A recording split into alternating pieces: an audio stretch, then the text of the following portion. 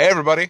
Uh Quick video again. Super sorry I'm late again. I am not doing great on time this week. I told everybody it was going to be a weird week for coming up with videos and stuff, but we are I'm trying to do these every day still. Tomorrow, don't be surprised if it's really late or really early or a weird time, just because tomorrow is going to be a lot of what the project that we're working on is going to be going down. We are filling up stuff in the store and making it look beautiful. All of this behind me is all new product, a line called Exo Squad, and then above is all G.I. Joe vehicles, boxes, things like that. We are working on filling everything up for you guys for hopefully next Friday when we can open back up. Like we'll see. I'm not holding my breath on that date. I'm not going to be I'll be pretty bummed if we can't open up on Friday, but at the same time, I'll be not surprised so much. We're doing everything that we can to just make the store look amazing. Like I said, this weekend we pulled out all the cases and swept and mopped and cleaned underneath here and found dirt from the 70s back here. So we had to say, get out of here, 70s dirt, you're too old. And it kind of gave us a peace sign and walked out the back door. So we got dirt moving on, we got things getting clean, we got new product coming in. We've got, hopefully by the end of May, like they're saying mid to late May, Diamond should be back up and running as far as distributing and stuff like that. They're trying to kind of come up with a date. They should have it pretty soon figured out. So, oh, Lucy, hello! Just wanted to say, hi! Lucy's missed my Harry Carey, so, hold on. We all know that the moon's not made of cheese, but if it was made of spare ribs, would you eat it then? It's a simple question, son. Would you eat the moon if it was made of ribs? There you go. That's for you. I miss everyone terribly. Lucy comes and hangs out. We hang out with Lucy and Bea all the time, but not right now because we are being responsible. And it sucks and is lame, but, we're trying to get through this. Mr. Mockerman, how are you today?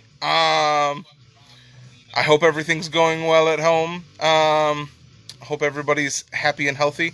I don't know, like I'm kind of hoping that not that I'm getting too excited, but at the same time I'm getting a little excited that it seems like the numbers are going down, leveling off a little bit for people, catching this and new cases and deaths.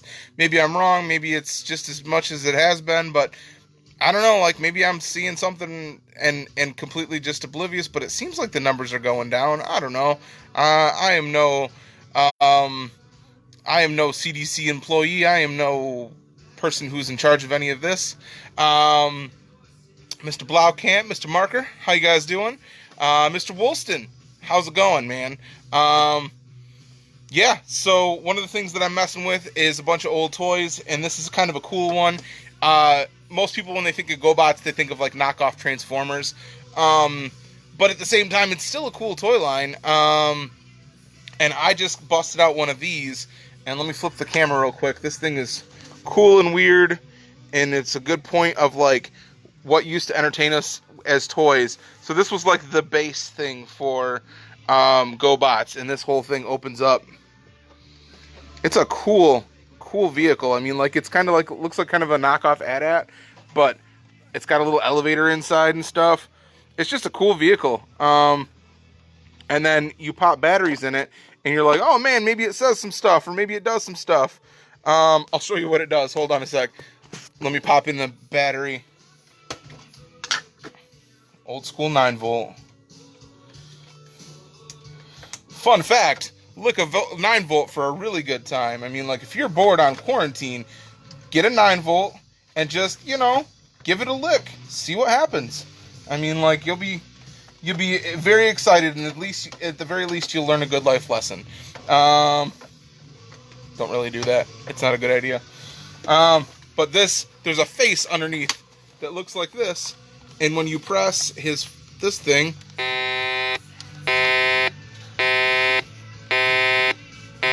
he backs up, I guess. I don't think that this was necessarily a battery thing that needed to have happen. I'm trying to mess with them like I didn't have this when I was a kid, but it appears that is the only button. So it makes a watch out, I'm backing up moment. But it's super cool. Yeah, Jeff, man, like I just unloaded, it was a full tote of Exo Squad, and there's more that won't fit on that shelf. I've got a lot right now, and a lot of them are complete. It's a cool line, you know, I mean, like, it doesn't necessarily have the fan base as a lot of other things, but boy, is it a cool line. So yeah, just messing with this kind of stuff, filling it up. I'll give you a little taste. Well, I showed a little bit off, but I mean, like, lots of cool box stuff.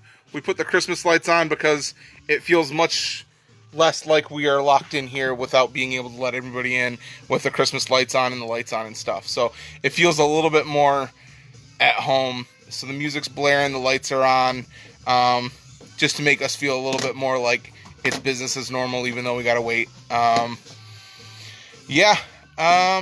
than that, not a whole lot going on in our life. I mean, we're just basically, we've been here most of the days, here and at the storage unit, trying to get everything beautiful in here, so that when you guys come in, you're like, whoa, I thought there was a lot in here before. I was wrong. Now there's a lot in here. The biggest thing that we're doing is taking this time to, we've always, we're always like behind on projects. It's easy to have happen, especially when big collections start coming in. You know, it can be a week where we buy 20 collections, and it can be a month where we buy one collection. But when those weeks come and we're hitting, like, everybody's bringing in new stuff, we've got a ton of fresh merchandise, a lot of it just gets stuck under the bins or put at the storage unit. So this is giving us our chance to really go through that stuff, put it all in order, organize what we can, put figures with weapons, put comic books with runs, and really, like, take advantage of our inventory, basically. So yeah, when we open back up, we're going to hope and you'll have a lot more. Yeah, shout out to Mr. Eric Brink for taking a bunch of G.I. Joe that we have. He took like 10 totes that we have and is putting it all in order. He cleaned it all, he put it all in order, and he clamshelled up the figures. So we should have, how many did you say you did, buddy? Like 100 figures this week.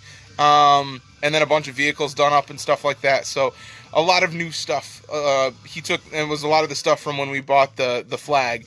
But just didn't have time, you know. I mean, time is everything. So right now we have some time. So we are going through some stuff while having some time and trying to make some space. And well, not make some space, fill some space with some cool stuff that you guys are looking for, hopefully. Fingers crossed. Other than that, anybody got anything for me? I figure one day this week we can do a deep dive into the whole for me. I figure we'll do a deep dive on a video about the whole thing with DC. I'm sure a lot of people are curious on that. I don't want to get into it today just because it's going to be a long video, and I'll explain everything from our side as to what's going on with DC and what it means for you guys. It's not fun to see all this stuff pop up on Bleeding Cool where they're just trying to sensationalize things where they're like, oh my god, DC's seceding from everything. No, just calm down. We'll get there. We'll still have comic books until they tell us we can't, you know. But we'll get into the stories, the story of that all. What do we got for Star Wars vehicles? We got a couple things, man. Like I've got all my vintage stuff. Like I'm due to hit a big Star Wars vehicle lot. I've got my Millennium Falcon, my vintage. I've got an AT-ST. I've got a Snow Speeder. I've got a Cloud Car. I've got a Land Speeder. And then I've got some newer Power of the Force stuff in the box, like from when you grabbed last time. So I've got some stuff in box right now. And then I've got some figures on card. A donation box. What would you be donating? Still waiting for Deanna to do a Pet Monster. That needs to happen. We've been trying to clean our house too, because I would like to get the house clean enough so that we can do some shooting inside, to show off the Pet Monster collection and the weird stuff that we have in our house. Because I mean, like, you guys can kind of tell just by shopping here, the weird stuff that we're into, you know, like for figures and stuff. Some of the vinyl figures are weird behind the counter.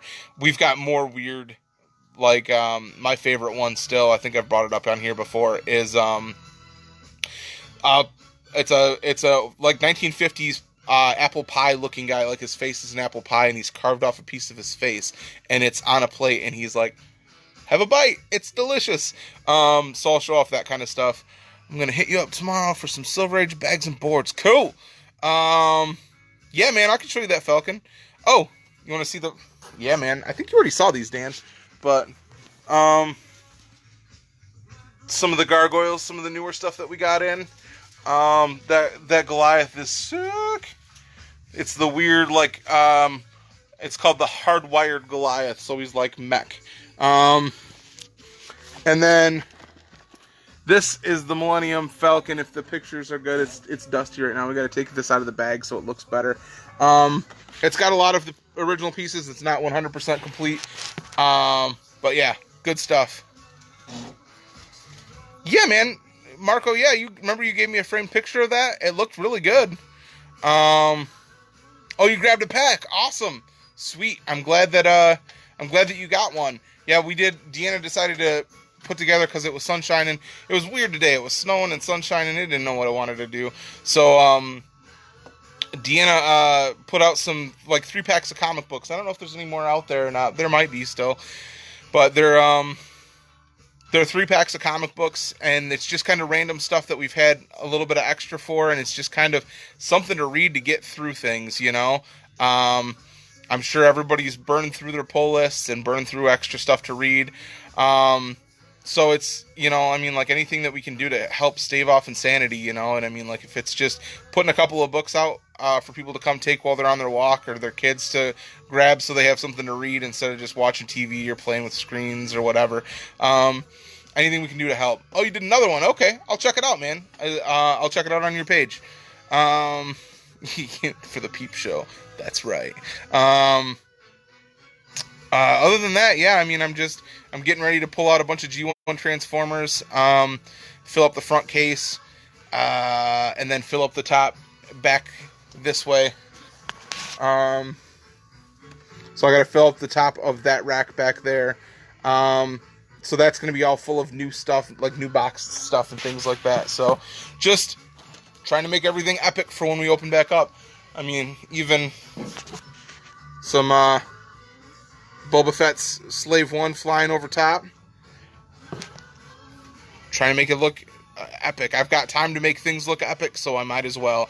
And if we give enough time, it's going to get ridiculous in here. So everybody be safe out there. Hopefully next Friday, any old school Mego, a little bit, but man, not much. Mego is, I just don't come across it that often. I've got a couple of, let's see. Take a walk with me. Let's go look at Mego.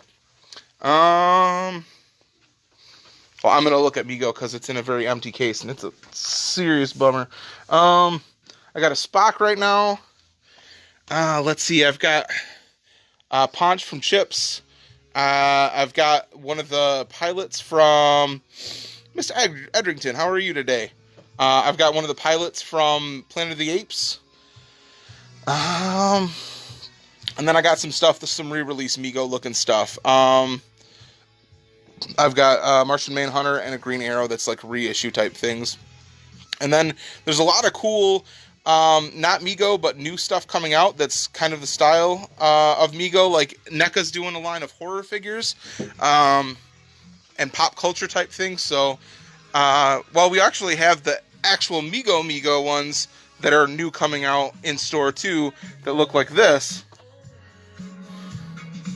we've got, I think, pretty much quite a few of them that are out, at least. Not the entire line, but quite a bit. But this is the Mego style that I was talking about that NECA's doing. That's a pretty sweet one. Sweet, man. I'm glad you guys dug the box. That video was great. That was so good. And then we've got these kind of things, too, that Diamond came out with, where it's, you get a Wolverine figure, and then they've got, like, Wolverine through the ages, where you can change out, there we go. So there's Wolverine, which they never did Wolverine as Amigo, I don't think. And then there's heads and hands and pants and outfits that you can change out. And then also, there's a couple of horror ones that they came out with. This is Voorhees. There we go, less glare. And then Hold on. See if I can be slick. Same from Trick or Treat, which I love. Same from Trick or Treat. Also, Noel, you were asking about these. I still have Raphael and Donatello with these. So if you want these still, hit me up. I got 30 a piece on them. I swear I had...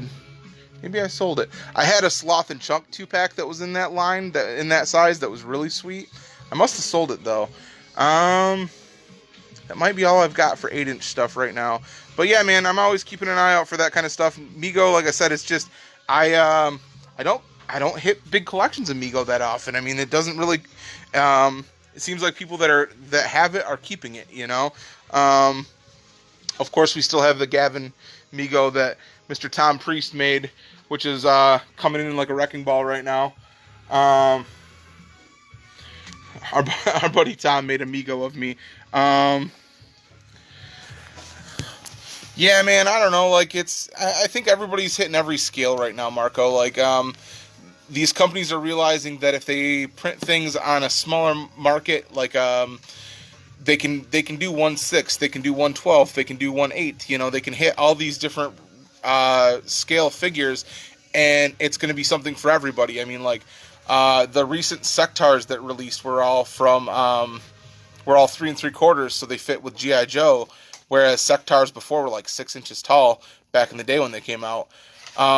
So, you know, I mean, I think that these companies are just like, well, if you guys are going to buy them, we'll make them, you know, I mean, any scale that you guys want them in. So it's a good time to be a toy collector for sure. But all right, seriously, for real, this time I got to go. Like I said, later on this week, one day I'll do a deep dive on the whole state of the industry and what's going on with DC and stuff like that, because I'm sure that, you know, I mean, like, there's so much stuff going on with that, and I don't know how reliable everybody's sources are and what's actually getting out to the public and stuff. So I will dive into that sometime this week.